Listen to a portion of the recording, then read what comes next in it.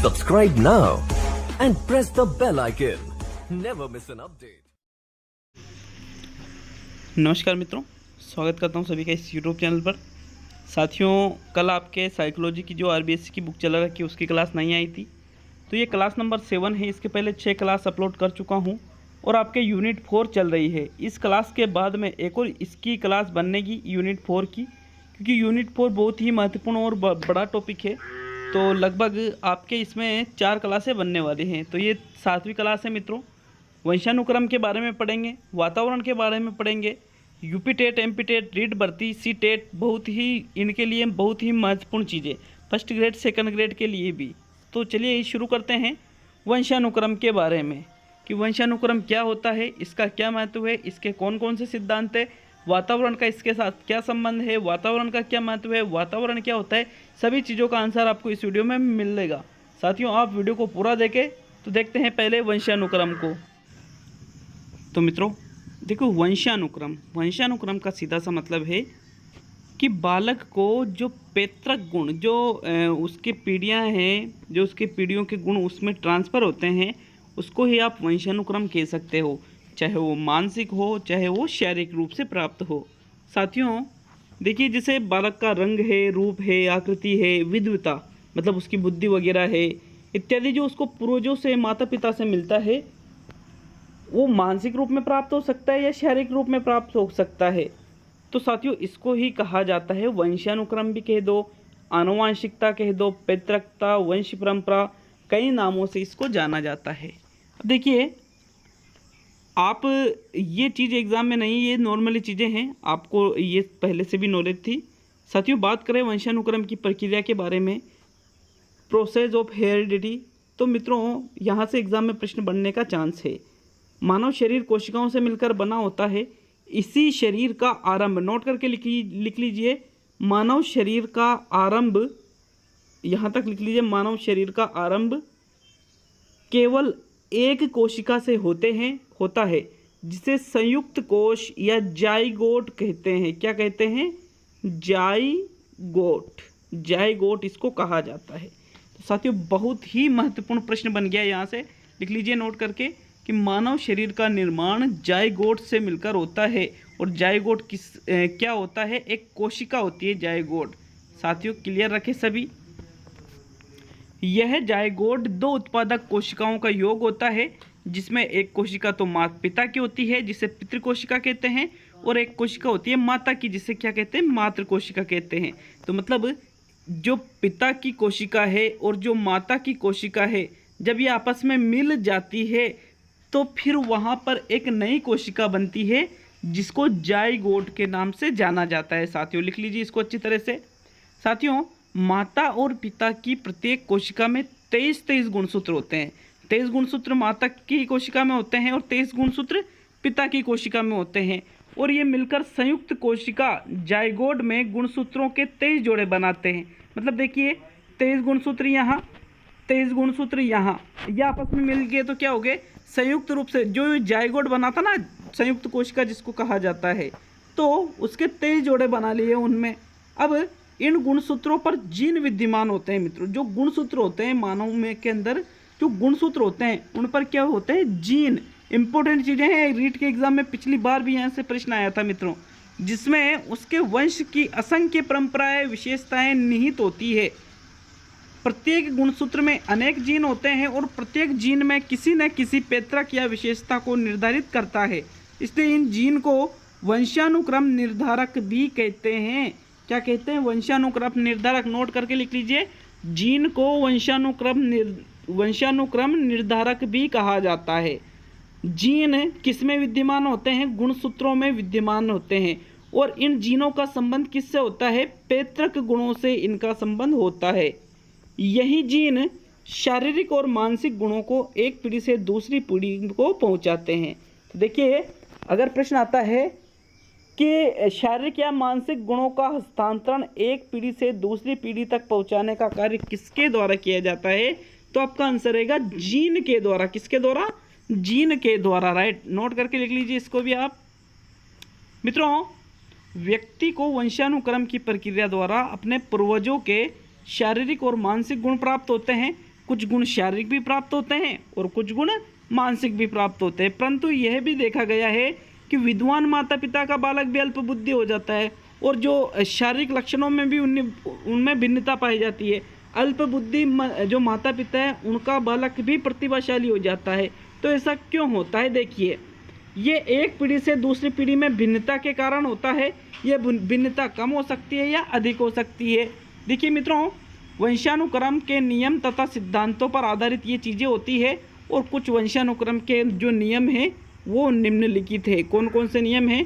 बीज कोश की निरंतरता का नियम, समानता का नियम, विभिन्नता का नियम, प्रत्यागमन का नियम और अर्जित गुणों के स्थानांतरण का नियम, और लास्ट छठा नियम है प्रभाविता एवं वियोग का नियम। तो मित्रों, या तो मैं यहीं पर सभी चीज़ों को समझा दूं या एक एक को पढ़ाऊं। तो मैं यहीं पर एक बार बता देता हूं। बीज कोश की निरंतरता का नियम बीजमैन ने दिया था। किसने दिया था? बीजमैन ने। इनका कहना था कि जो बीज कोश है वो कभी भी नष्ट नहीं होता है, वो हमेशा एक पीढ़ी से दूसरी पीढ़ी में चलता रहता है। और इनका जो बीज कोश है, जो मूल बीज होता है, वो कभी भी नष्ट नहीं होता है। बस यही है बीज कोश की निरंतरता का नियम, मतलब बीज कोश हमेशा बना रहता है। दूसरा है समानता का नियम, कि यदि माता पिता समान होंगे तो उनकी जो संतानें हैं उनमें भी वही गुण उत्पन्न होंगे। मतलब माता पिता के समान अगर संतति होती है तो उसको कहा जाता है समानता का नियम। तीसरा है विभिन्नता का नियम, माता पिता से भिन्न गुण, ठीक है, माता पिता से विभिन्न, सब कुछ विशिष्ट गुण अलग हो, अगर जो माता पिता के गुण हैं और जो संतान के गुण हैं अगर उनमें थोड़ी भिन्नता आ जाए तो वही कहलाएगा विभिन्नता का नियम। और प्रत्यागमन का नियम कहता है माता पिता के ठीक विपरीत गुण हो। प्रत्यागमन का नियम क्या कहता है? विपरीत गुण अगर होते हैं बालक में तो वो प्रत्यागमन का नियम, और माता पिता से कुछ भिन्न गुण हो तो उसको ही कहा जाता है विभिन्नता का नियम।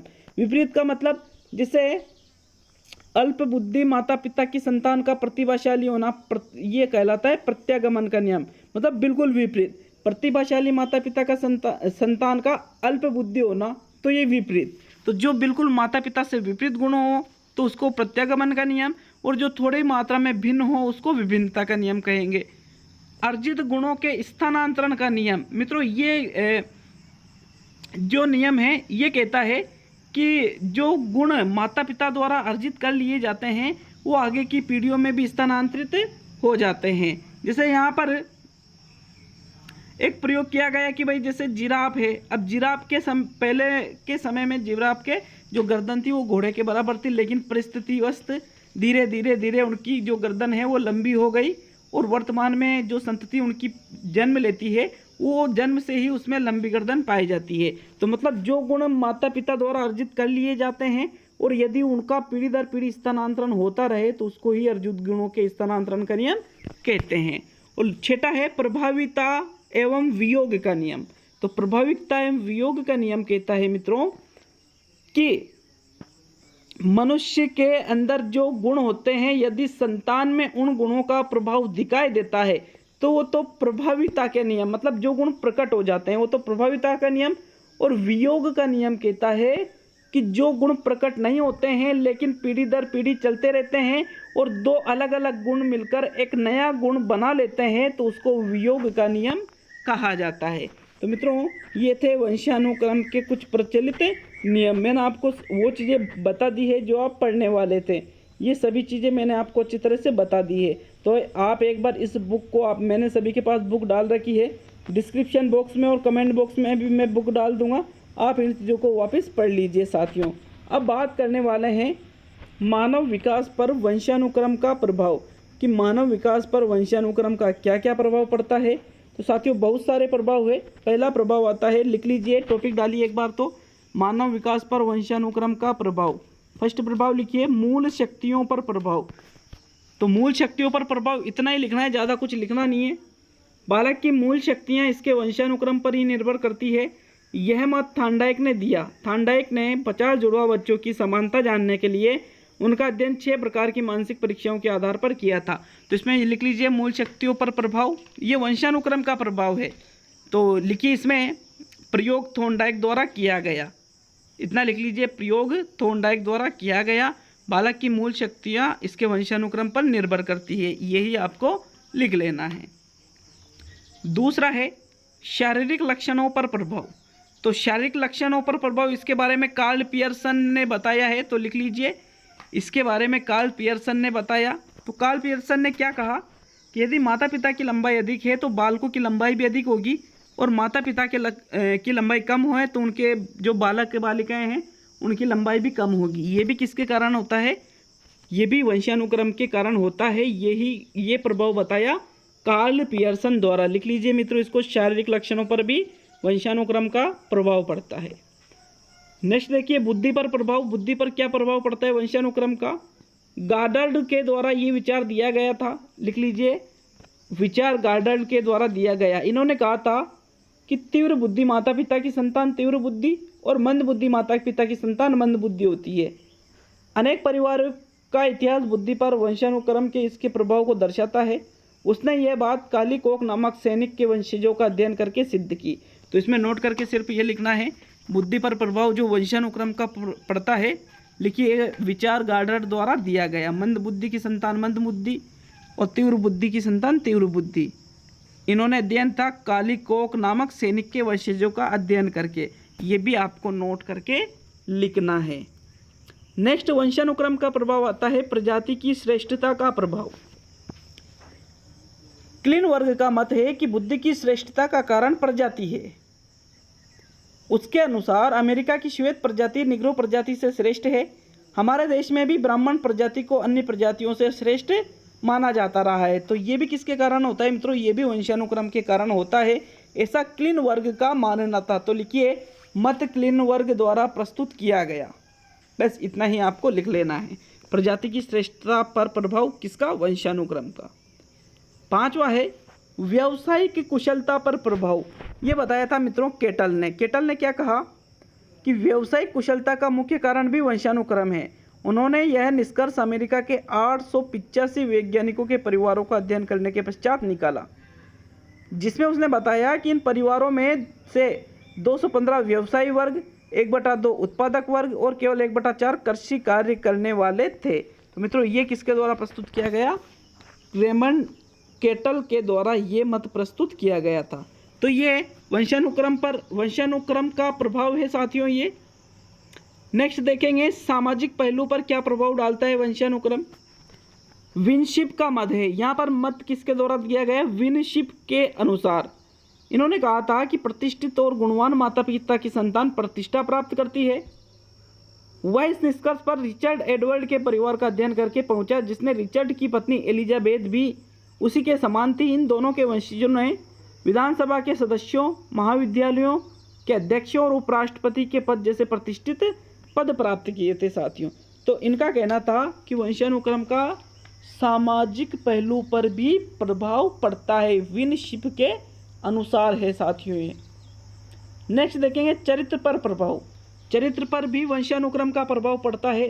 कैसे? देखिए, डगलस ने जुक के वंशजों का अध्ययन करके सिद्ध किया कि चरित्रहीन माता पिता की संतान चरित्रहीन होती है।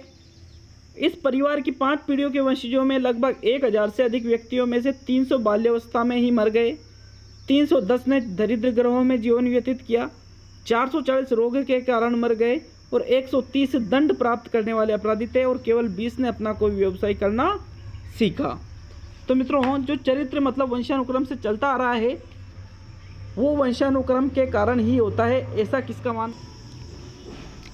किसका मानना था मित्रों? ये डगलस का मानना था। और इन्होंने किस पर अध्ययन किया था? जुक के वंशजों पर। नेक्स्ट देखेंगे महानता पर प्रभाव। तो वंशानुक्रम का महानता पर क्या प्रभाव पड़ता है देखते हैं इसको भी। गाल्टन के अनुसार व्यक्ति की महानता का कारण भी उसका वंशानुक्रम है। व्यक्ति का कद, वर्ण, वनज, स्वास्थ्य, बुद्धि, शक्तियाँ आदि उसके वंशानुक्रम पर आधारित रहते हैं। यह विचार उसने महान न्यायाधीशों, राजनीतिज्ञों, सैनिक पदाधिकारियों, साहित्यकारों, वैज्ञानिकों, खिलाड़ियों के जीवन चरित्रों का अध्ययन करने के पश्चात रखे। तो मित्रों ये किसने कहा था? गाल्टन ने कहा था कि जो महान व्यक्ति होते हैं वो भी किसके कारण होते हैं? वंशानुक्रम के कारण ही होते हैं साथियों। अब वंशानुक्रम का प्रभाव तो अपन ने पढ़ लिया है मानव विकास पर। अब बात करने वाले हैं मानव विकास पर वातावरण का प्रभाव। तो टॉपिक डाल लीजिए सभी, मानव विकास पर वातावरण का प्रभाव लिख लीजिए। साथियों क्या क्या प्रभाव पड़ता है। पहला प्रभाव आता है शारीरिक विकास पर प्रभाव। देखिए वंशानुक्रम का भी शारीरिक विकास पर प्रभाव है और वातावरण का भी शारीरिक विकास पर प्रभाव है। फ्रेंच बोन्स के अनुसार विभिन्न प्रजातियों के शारीरिक अंतर का कारण वंशानुक्रम न होकर वातावरण है। ऐसा कौन मानने वाले थे? फ्रेंच बोन्स ने ये मत दिया है। तो लिखिए फ्रेंच बोन्स। समर्थक लिखिए शारीरिक विकास पर प्रभाव में वातावरण का जो प्रभाव है विकास पर, उसमें पहला अपन पढ़ रहे हैं शारीरिक विकास पर प्रभाव। समर्थक लिखिए फ्रेंच बोन्स।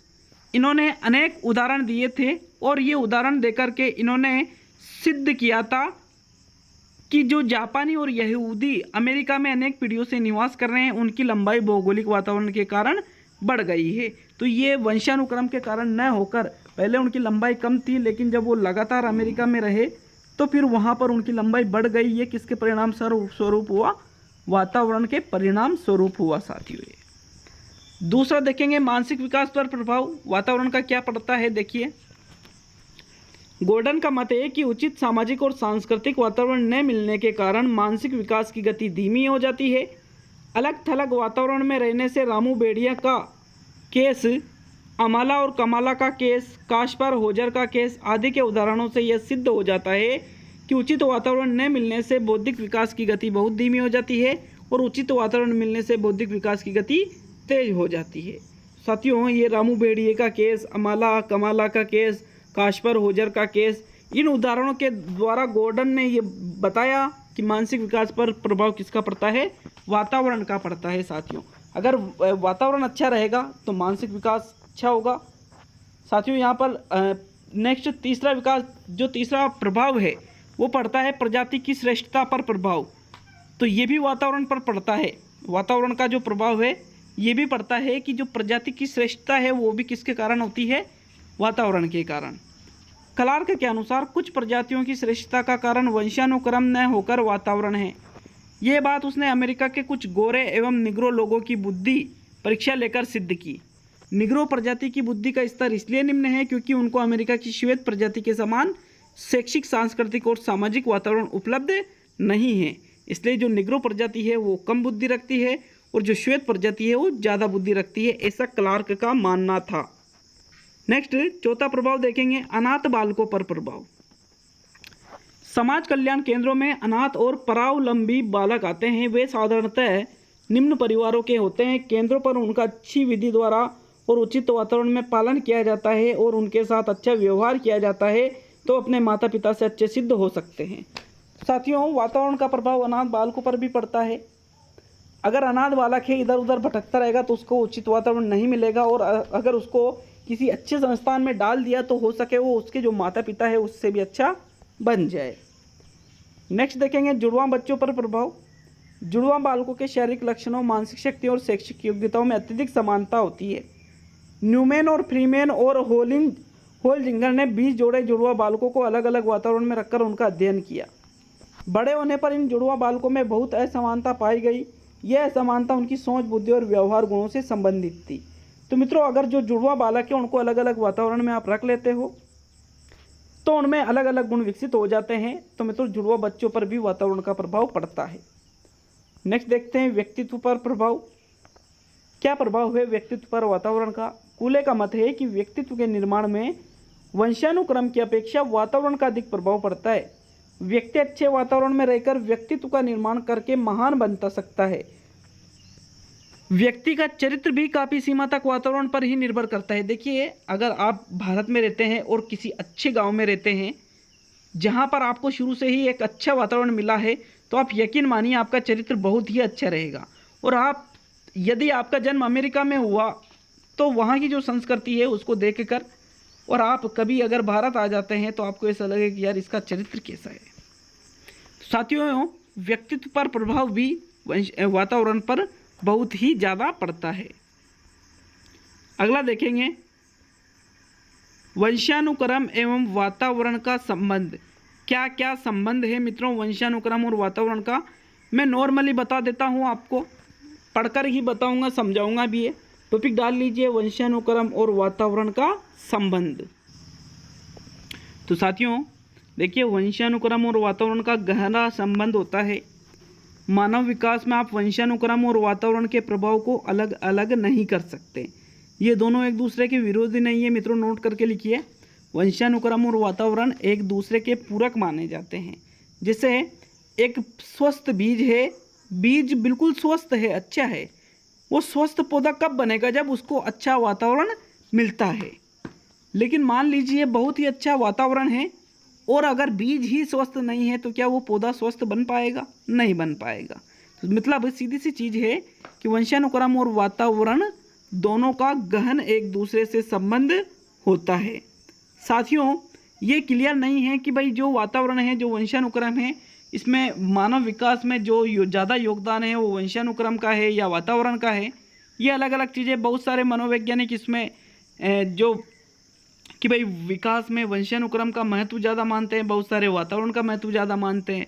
लेकिन मित्रों दोनों का अपना अलग महत्व है, अपना अपना दोनों का अपनी जगह बहुत ही अधिक महत्व है। तो साथियों, ये वंशानुक्रम और वातावरण का संबंध होता है। ज़्यादा कुछ लिखना नहीं था इसमें, समझाने वाली बात थी कि मैंने एक उदाहरण बताया था, इसमें लिखा हुआ है बिल्कुल कि एक अच्छे बीज को अच्छा पौधा आप कब बना सकते हो? जब उसको अच्छा वातावरण मिलता है। लेकिन एक अच्छे वातावरण में भी अगर बीज अस्वस्थ है, बीज ही खराब है, तो क्या अच्छे वातावरण में उसका अच्छा पौधा बन सकता है? नहीं बन सकता। तो मतलब दोनों का होना बहुत ही ज़रूरी है। बात करने वाले हैं, टॉपिक डाल लीजिए, वंशानुक्रम एवं वातावरण का सापेक्षिक महत्व। दोनों का क्या क्या महत्व है? पहला महत्व आता है मित्रों वंशानुक्रम व वातावरण की अपृथकता। मतलब आप बालक के विकास में वंशानुक्रम और वातावरण को पृथक पृथक नहीं कर सकते, मतलब अलग अलग आप इनको नहीं कर सकते। व्यक्ति के जीवन में जो घटना होती है वो दोनों का परिणाम होती है, वंशानुक्रम का भी और वातावरण का भी। तो ये है पहला। दूसरा देखेंगे, वंशानुक्रम व वातावरण का समान महत्व है कि देखिए वंशानुक्रम जितना अधिक समृद्ध होता है व्यक्ति उतना ही अधिक विकसित होता है, और इसी प्रकार वातावरण की समृद्धता भी व्यक्तित्व के विकास में महत्वपूर्ण भूमिका निभाती है। तो मित्रों ये है वंशानुक्रम व वातावरण का समान महत्व। तीसरा है वंशानुक्रम व वातावरण की पारस्परिक निर्भरता। दोनों एक दूसरे पर निर्भर होते हैं। जैसे बालक को मूल प्रवृत्तियाँ वंशानुक्रम से मिलती है और उनका विकास कहाँ पर होता है? वातावरण में होता है।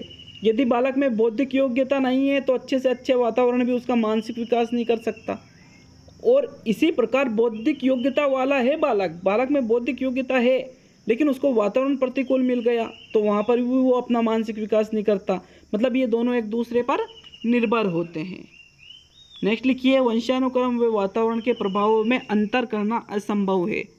आप इनके जो प्रभाव पड़ते हैं उनमें अंतर नहीं कर सकते कि किसका कितना प्रभाव पड़ता है, ये बिल्कुल क्लियर नहीं होता है।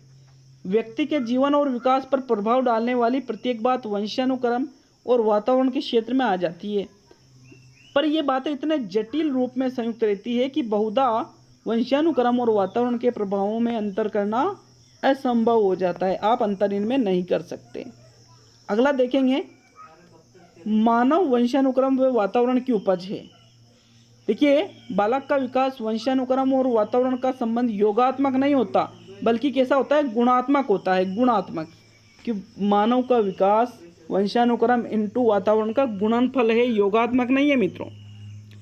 सभी बालकों को एक जैसा वातावरण प्रदान करके एक जैसा नहीं बनाया जा सकता, परंतु सभी को समृद्ध वातावरण प्रदान किया जाना चाहिए ताकि उन्हें वंशानुक्रम द्वारा मिली शक्तियों द्वारा अपने व्यक्तित्व विकास का पूरा अवसर मिल सके। आपको भी पता है कि भले बालक को आप बिल्कुल एक समान वातावरण दे दो तो क्या समान बन जाएंगे? सभी नहीं, लेकिन उनकी जो जन्मजात शक्तियाँ हैं वो कहाँ विकसित होगी? जब उनको एक समृद्ध वातावरण मिलेगा। अब मित्रों बात करने वाले हैं मानव विकास का मनोविश्लेषणात्मक सिद्धांत, जो कि कल पढ़ेंगे, आज नहीं पढ़ेंगे। आज के लिए इतना ही काफ़ी है। मित्रों कमेंट करके जाए कैसी लगी क्लास। अच्छी लगती है तो लाइक भी कर दीजिए, चैनल पर नए हैं तो सब्सक्राइब जरूर करें। सुबह मैंने RTE 2009 से संबंधित एक टेस्ट डाला था जिसमें 30 प्रश्न थे। किसी भी प्रश्न का उत्तर उसमें गलत नहीं है, मैंने 2 बार चेक कर लिए हैं।